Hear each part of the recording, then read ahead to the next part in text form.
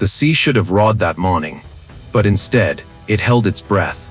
A mirror of blue steel stretched from Sicily to the edge of the world, so still that even the gulls fell silent. It was the kind of silence that comes before history changes its course.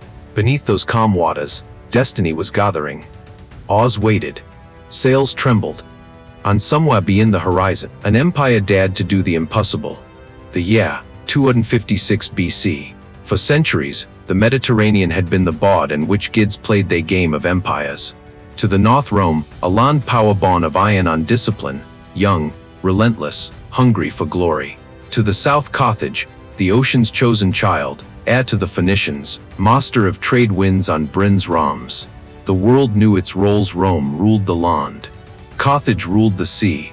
But that year, Rome broke the script. They built a navy out of nothing, hundreds of ships, crafted by men who had never set foot in a deck.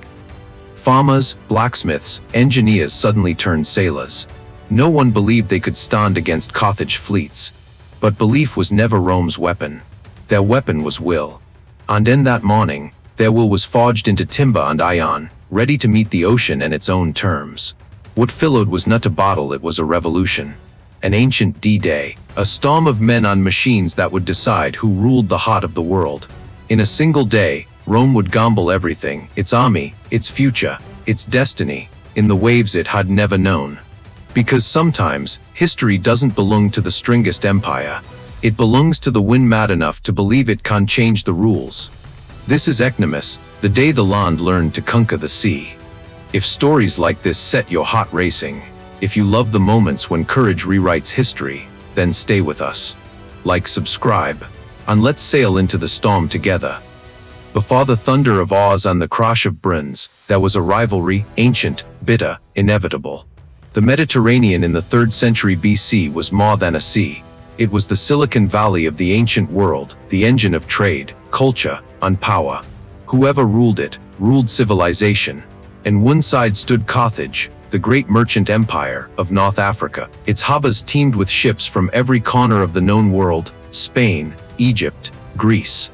Its people were sailors by birth, traders by instinct, and its navy, the most advanced on earth. Generations of Phoenician craftsmanship had made them masters of the sea, sleek ships of cedar, Bryn's tipped rams that could shatter hulls like glass, captains who could read the wind as easily as a man reads a map. And in the other shore stood Rome, the ambitious republic, still finding its place among the powers of the world. Rome had no ports worth naming, no naval tradition, no experienced marinas. Its strength was in land, in its legions, in its roads, in its relentless discipline. For 10 years they had bled each other across the island of Sicily, the gateway to the western Mediterranean. Every Roman victory in land was erased by Carthaginian dominance at sea. Each time the legions advanced, Carthaginian ships would arrive with new armies, new supplies, new hope. It was like fighting a shadow that could not be cornered. And then, in the Senate halls of Rome, a realization dawned, cold and strategic. As long as Carthage ruled the sea, Rome could never win the war. So they decided to do the unthinkable: invade Africa itself. But first, they needed to cross the sea. And to cross the sea, they needed a navy. Not to token fleet, but hundreds of warships to match the might of Carthage. For any other people, that would have been a dream too foolish to speak aloud. For the Romans, it became an order. In less than 2 months, Rome built over 300 quinqueremes, massive war galleys, each with 5 rows of oars, bristling with soldiers and ambition. According to the historian Polybius, they copied a single captured Carthaginian ship, reverse engineered it, and multiplied it hundreds of times, the world's first act of industrial imitation. It was an engineering miracle, or madness. Farmers became shipbuilders. Soldiers became oarsmen. They learned the rhythm of rowing like they had once learned the rhythm of marching. They transformed the ocean, unpredictable, fluid, untamable, into a new kind of battlefield. And somewhere between arrogance and genius, Rome turned innovation into a weapon. Carthage watched, confident, even amused. No republic of armadas could threaten the kings of the sea, or so they thought. But history has a way of humbling certainty. Because the Romans were not trying to become sailors. They were trying to turn the sea into land, to bring the order of their legions to the case of the waves. What they created next would shake the ancient world, a wooden bridge of iron on death that would transform how wars were fought for centuries to come. At dawn, the harbour of Sicily thundered with sound, the groan of wood, the chant of oarsmen, the clatter of armor. 2 Roman consuls, Marcus Atilius Regulus and Lucius Manlius Vulso, stood in the decks of their flagships, watching 300 war galleys stretch across the water like an iron horizon. Behind them, the air was thick with the smell of tar, sweat, and destiny.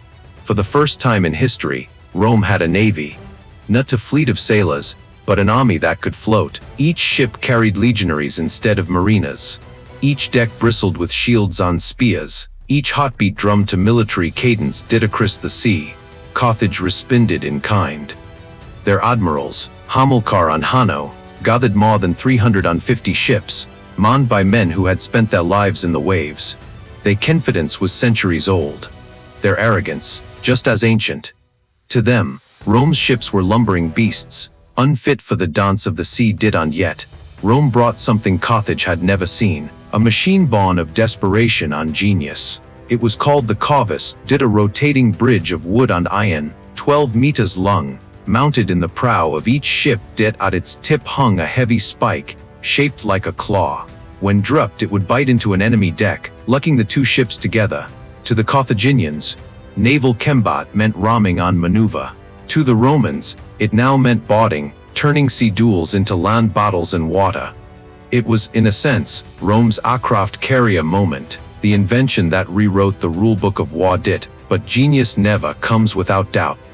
Many Roman officers feared the Corvus would make their ships too heavy, too slow, too vulnerable to wind. Yet for Regulus, it was worth the risk. He didn't want to outmaneuver Carthage. He wanted to break them, to drag them into the win arena. Rome never lost close combat. In spring of 256 BC, the fleets finally moved. From the cliffs above the Sicilian coast, fishermen watched the sea turn to iron. The sun rose over 1,000 sails, their reflections flickering like blades of light. The Romans advanced in an arrow formation, a massive wedge cutting toward the horizon. At its tip, the 2 consuls led the charge. Behind them, slower transport ships followed, carrying horses, supplies, and the fragile dream of invading Africa. In the opposite side, the Carthaginians spread their wings wide, a formation built for speed and deception. Hamilcar planned a classic trap feign retreat, lure the Romans forward, and crush them from both sides, a maneuver that would, decades later, make his son Hannibal famous at Cani. But in this day, the father would learn a cruel truth. Not every plan survives first contact with innovation. The wind shifted. The oars struck rhythm. Drums pounded from ship to ship, echoing across the gulf like thunder. From afar, it must have looked like 2 living creatures, leviathans of wood and bronze, charging toward each other. Every man aboard knew that once the fleets collided, there would be no escape. The sea was no longer a path. It was a trap of fate. Some prayed to Neptune, others whispered the names of wives and sons. But all of them, Roman and Carthaginian alike, knew they were about to enter something larger than war. The moment when invention meets tradition, when courage meets case. The horizon darkened with sails.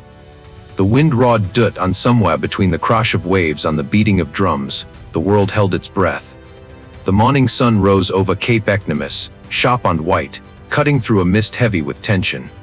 Below, 2 oceans of men faced each other, their ships like living beasts clawing at the waves. In that silence before the first strike, even the wind seemed afraid to breathe. Then came the sound. Drums. Low, deep, relentless, the heartbeat of empires. In the Carthaginian side, oars dipped into the sea in perfect rhythm. The ships glided forward like predators, bronze rams glinting under the light. Hamilcar gave the signal. The center began its slow, deliberate retreat, just as planned, to draw the Romans out, to stretch their line, to make them vulnerable. It was a move born of experience, the same logic that had ruled the seas for centuries. But across the water, Rome was rewriting that logic. Regulus stood at the prow of his flagship, the Corvus looming above him like the arm of fate. The Roman wedge cut forward, oars pounding like thunder. As the first Carthaginian ram struck, the sea exploded in foam on splinters. The sky filled with shouts, Latin and Punic, fear on fury. The air smelled of pitch, salt, on burning wood. Then, with a single motion, Regulus raised his arm, on the world changed. The Corvus dripped.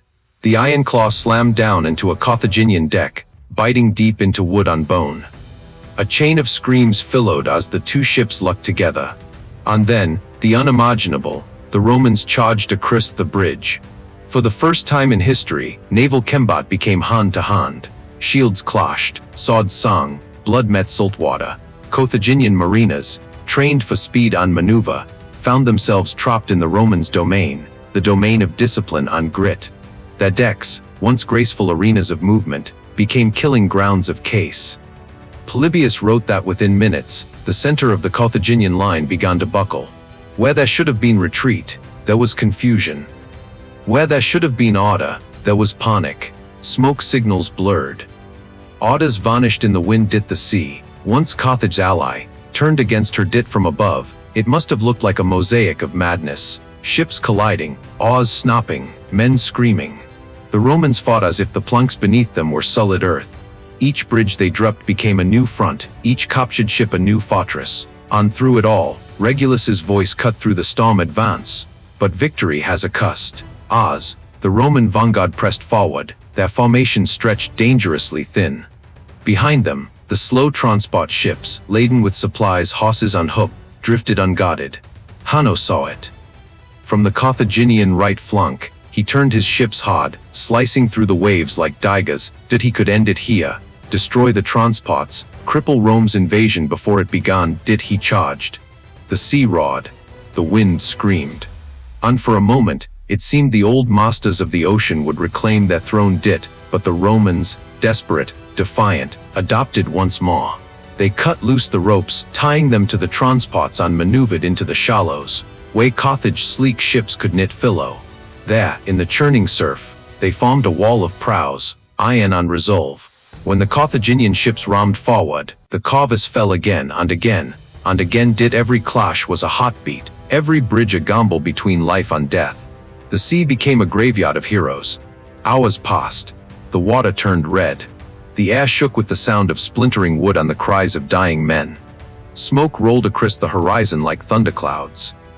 Even the Gids, it seemed, had turned their faces away. And yet, in that case, discipline endured. That was Rome's secret: knit luck, knit numbers, but the unbreakable rhythm of men who refused to yield. Where Carthage fought with instinct, Rome fought with system. Where Carthage sought movement, Rome created structure. And structure even amid destruction. Conquer case did as the sun began to sink. Hamilcar's grand formation dissolved. His center shattered. His wings were isolated. The trap he had set was closing, but in himself the Roman ships, botted but relentless, turned with the wind and struck back. The hunters became the hunted. One by one, the Carthaginian ships were boarded, captured, or sunk. Bronze rams that had once broken enemy hulls now lay twisted beneath the waves. By nightfall, the water around Ecnomus was choked with debris: masts, oars, biddies. 30,000 Carthaginians were dead or captured. 64 ships taken. Rome lost 24. But statistics can't measure what happened that day. A nation that had feared the sea had conquered it. A people of plows on roads had turned into masters of wind on wave. The Gids of the ocean had been overthrown by engineers on soldiers. That day, Rome learned something that would echo for centuries. That innovation can break destiny. That the greatest victories are born not of experience, but of adaptation. And in that lesson, the seeds of empire were sown. By sunset, the Mediterranean had fallen silent again. The drums had stopped. The shouting was gone. Only the waves remained, whispering over the wreckage of empires. Broken masts drifted like the bones of giants. Oars floated aimlessly, stripped of direction. And among them, the dead, Romans and Carthaginians alike, equal now beneath the same indifferent sea. From the cliffs, the smoke rose in dark spirals, reaching toward a sky that had seen too much. Ecnomus was not just a victory. It was a transformation. Rome had crossed a line that no nation had dared before, from land to sea, from tradition to invention, from fear to dominance. They had taken the element that once limited them and made it their own. The Corvus, their strange wooden bridge, would soon be abandoned, too heavy, too unstable for long voyages. But the idea it represented would live forever, that no disadvantage is permanent, no power eternal, no frontier unconquerable. For Carthage, the loss was more than ships or soldiers. It was the shattering of certainty, the realization that their monopoly in the sea could be broken. For Rome, it was proof of something deeper, that courage could be engineered, that determination could become a form of technology. In that sense, Ecnomus was not merely a battle, it was a rehearsal for empire. From those waters rose a republic that would one day call itself the ruler of the world. And centuries later, when people speak of innovation, of audacity, of impossible ambition, they are, in some way, still speaking of that day, the day the land conquered the sea. If you believe that courage can change the course of history, that innovation can rise from desperation, and that even the smallest nation can stand against an empire, then this story was written for you, because history is not made by the powerful. It's made by those who refuse to accept their limits. Join us on journey deeper into the forgotten battles that shaped our world. Subscribe and keep the fire of history alive, one story at a time.